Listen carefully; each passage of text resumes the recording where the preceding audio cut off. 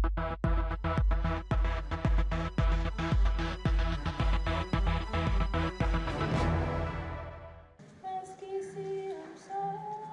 Εθνικό Μουσείο Σύγχρονης Τέχνης παρουσιάζει την πρώτη μεγάλη αναδρομική έκθεση στην Ευρώπη της σημαντικής Νοτιοαφρικανής καλλιτέχνιδας Penny Siopis, που γεννήθηκε το 1953 στην πόλη Βραϊμπεργκ από Έλληνες γονείς.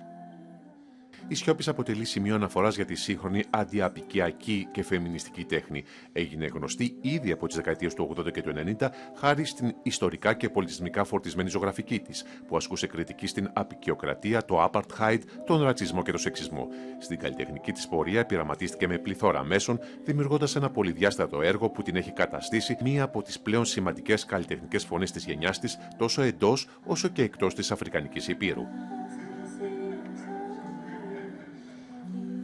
Η έκθεση με τίτλο For Dear Life περιλαμβάνει εμβληματικά έργα από όλες τις περιόδους και τις ενότητες της καλλιτέχνιδας, από την αρχή της πορείας της το 1980 μέχρι σήμερα. I can't really remember when I decided to become an artist, but I knew from a small child that I wanted to make art.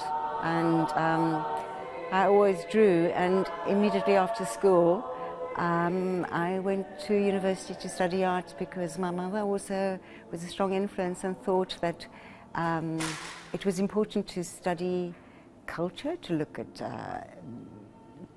different forms of expression, particularly the creative expressions.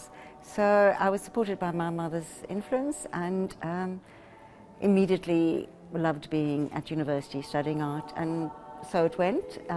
One thing just followed the next, and then I studied in England for a year, and then came back, and then taught for many years at the universities in different parts of South Africa. And I think that also always, working with students, also kept me alive to the importance of art across the generations and in relation to the society I was living in, and that was an important part of it. Η Penny Siopis έχει δουλέψει με μια ευρεία γκάμα υλικών, λαδομπογιές, μελάνια, κόλλα, αποκόμματα εφημερίδων, καθημερινά αντικείμενα, αλλά και φιλμ 8 και 16 χιλιοστών. Τα έργα της είναι υποδειγματικά για την πλήρη ισορροπία μεταξύ περιεχομένου και φόρμας, καθώς η υλικότητα και η διαδικασία της δημιουργίας τους είναι άρρηκτα συνδεδεμένες με το περιεχόμενο, το νόημα και την ιδέα. Εδώ και 50 χρόνια διερευνά την πολιτική του σώματος, το τραύμα, τη θλίψη και την τροπή που ενυπάρχουν μέσα σε προσωπικές και συλλογικές ιστορίες στην πατρίδα της, την πολύπαθη Νότια Αφρική. The path that I took, which was also considered to be a path of resistance, was to work in a way which was allegorical. And remember, there was also censorship at the time. So the allegorical ways of working was to paint paintings which also had a sensual quality that also engaged on a level of aesthetics, but also presented a political question and covered political material, but in an oblique way. But everybody in South Africa could see it. That's the way allegory works. Everybody who's in the situation knows it. So I couldn't have lived as an artist and what I understand an artist's role is without being responsive to the absolute injustices under which I was living, and which by virtue of being a white person I was in some ways complicit with. It was, of course, I didn't start it, and I had parents who were very liberal and anti-apartheid, but nonetheless I signified as a white person.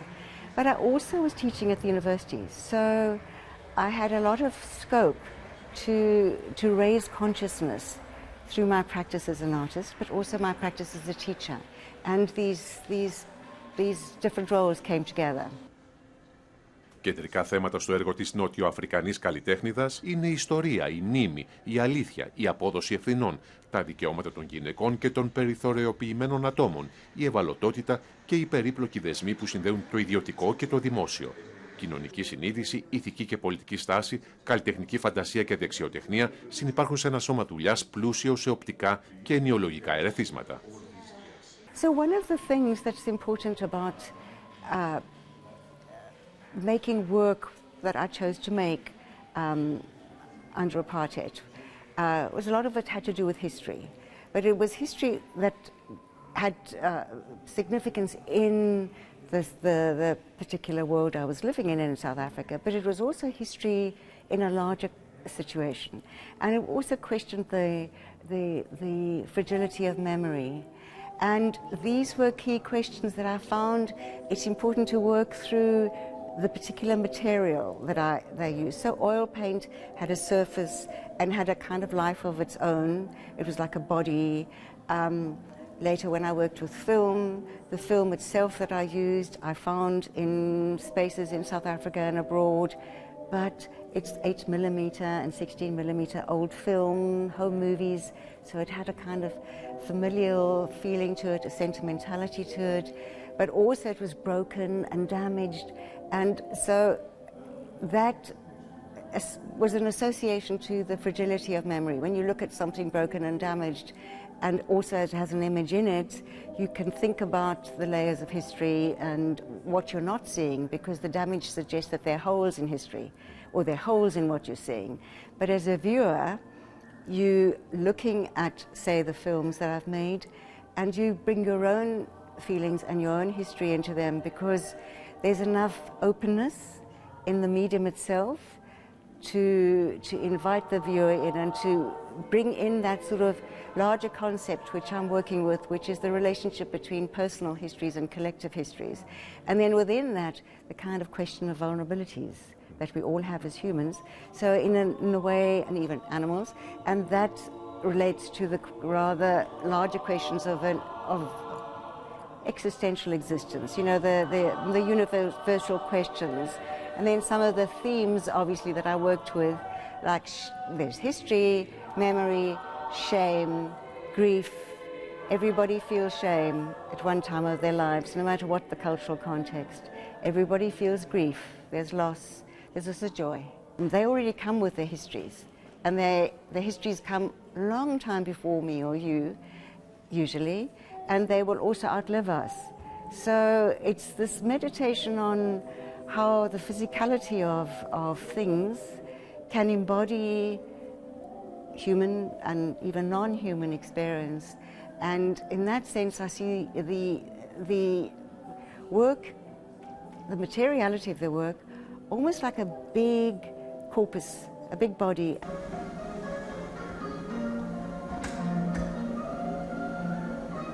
Η έκθεση περιλαμβάνει επίσης ένα σημαντικό μέρος της περίφημης κινηματογραφικής δουλειάς της, ένα κομμάτι το οποίο εκφράζει τα βιώματα της ελληνικής καταγωγής της και μας θυμίζει σημαντικά ιστορικά και κοινωνικά γεγονότα που σημάδεψαν την Ελλάδα και τη διασπορά της κατά το πρώτο μισό του 20ου αιώνα. Αυτά τα πειραματικά φιλμικά κολάζ μικρού μήκους αποτελούν έναν συγκινητικό στοχασμό πάνω στα πολιτικά και προσωπικά ορόσημα της ζωής της και στα μεγάλα ιστορικά γεγονότα του προηγούμενου αιώνα, αναδεικνύοντας την αφηγηματική της ικανότητα.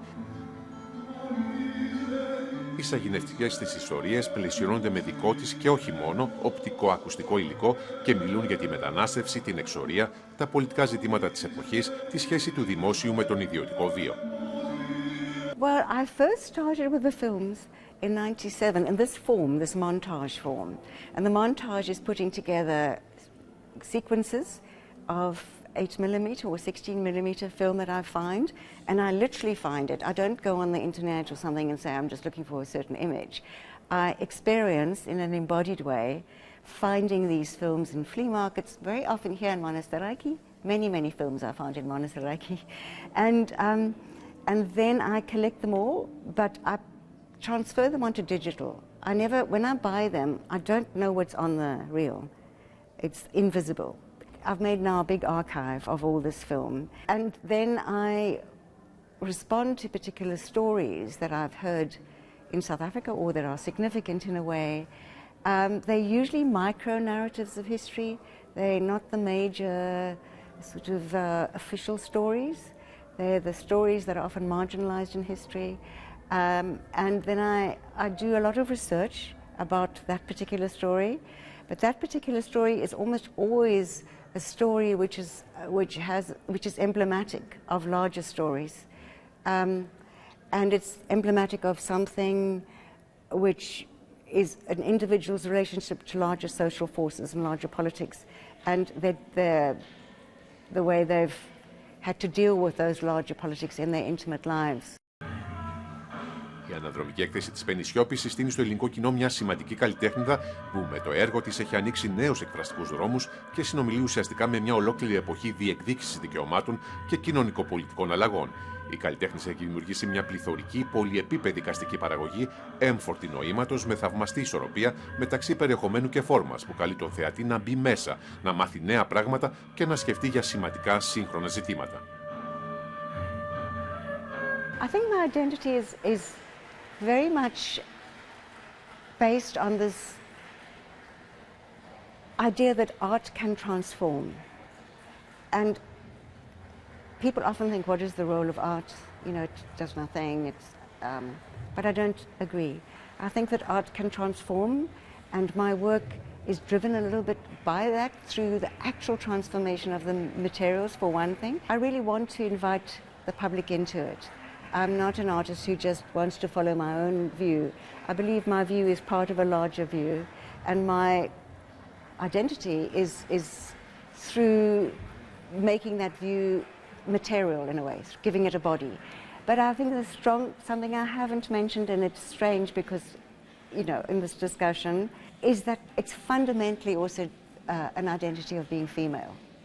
And that is a really, really crucial aspect of, I think, the kind of poetics of vulnerability that I'm interested in always, in all the works, in exploring and presenting. And, you know, that being female, being South African, being Greek, being a mother, being a teacher, you know, being an insider, being an outsider, having all those things come together in my practice. And I think it's the levels of complexity that I'm interested in terms of identity, that you're not just one solid monolithic self. You are made of many, many different selves. There's always this tension between trying to find an essence, to find a true feeling, whether it's about being a woman, whether it's about having lived in South Africa. What was the feeling of it? What, you know, how can my work explore that complexity? And it's not ever resolved. It's not finite. I'm not giving any bottom line or final word on anything. It's a process, and the process has to do with this sense that things are constantly being formed. And then I suppose my interest is change. I want positive change, and I work with change physically and materially and with themes that change. Η αναδρομική έκθεση της Penny Siopis με τίτλο For Dear Life στο Εθνικό Μουσείο Σύγχρονης Τέχνης εντάσσεται στον κύκλο εκθέσεων και αν οι γυναίκες κυβερνούσαν τον κόσμο, διαρκεί μέχρι τις 10 Νοεμβρίου.